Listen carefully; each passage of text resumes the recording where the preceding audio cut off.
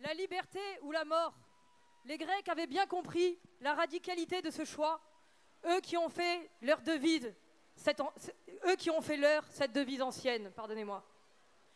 La liberté ou la mort, c'est l'alternative irréversible qui, dans quelques jours, risque d'être posée à tous ceux qui ont consacré leur vie aux soins des malades, à l'accueil des femmes enceintes, à la naissance des enfants prêts à venir au monde. Car dans 3 jours, arrive au Sénat la proposition de loi de la députée Albane Gaillot.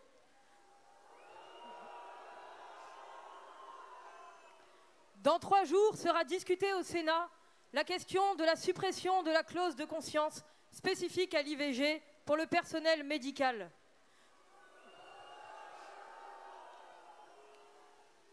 Oui, cette proposition de loi réclame la suppression des quelques lignes de la loi qui protègent encore nos médecins, nos sages-femmes, nos infirmiers et nos auxiliaires médicaux, en précisant que nul d'entre eux ne peut être obligé de pratiquer un avortement ou d'y concourir à quelques maillons de la chaîne qu'il se trouve.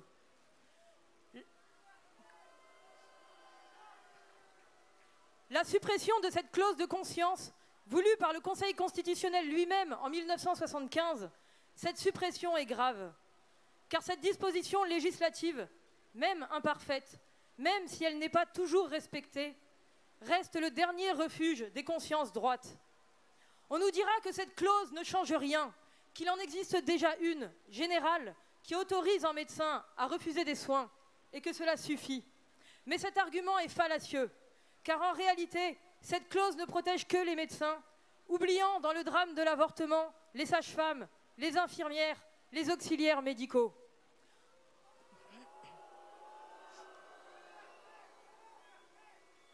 Pouvons-nous accepter que le droit positif s'arroge ainsi le pouvoir d'obliger un médecin à poser un acte contraire à son métier?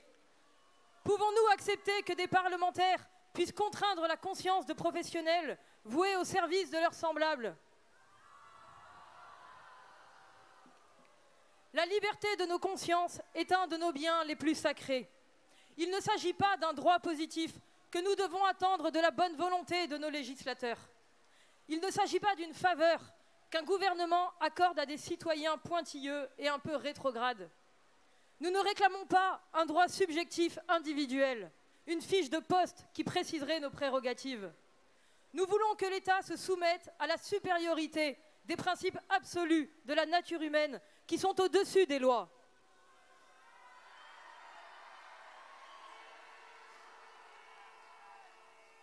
Ce principe qui nous sommes de respecter la vie innocente, d'accueillir l'enfant et non de le supprimer, c'est celui qui a conduit l'histoire de l'humanité à mettre fin aux sacrifices humains, à l'exposition des nouveau-nés, à la réduction en esclavage.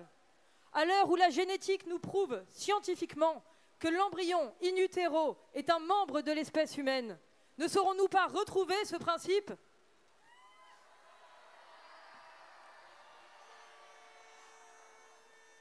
Chers amis, la défense de la clause de conscience nous concerne tous, chacun d'entre nous, parce qu'elle engage notre liberté devant la loi.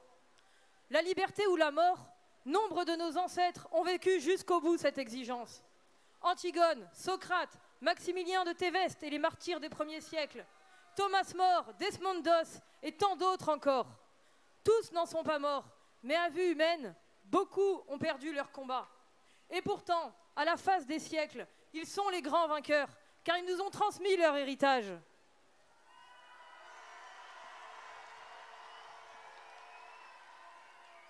Grâce à eux, nous savons qu'il y a des principes au-dessus des lois et qui s'imposent à elles. Grâce à eux, nous savons que notre grandeur morale est d'éduquer notre conscience pour qu'elle nous éclaire dans nos actes et nous donne la force de faire le bien et d'éviter le mal. Grâce à eux, nous savons qu'il vaut mieux subir une injustice que la commettre. Grâce à eux, nous savons qu'un pouvoir temporel qui viole la dignité humaine perd son autorité et justifie notre désobéissance sur ce point. Grâce à eux, nous savons qu'il existe des solutions, que le combat n'est jamais perdu et que la victoire est possible. Grâce à eux, nous savons enfin que la liberté est le pouvoir des petits, des sans grades, la dignité des humbles qui, face à l'inacceptable, gardent la force de dire « nous ne pouvons pas ».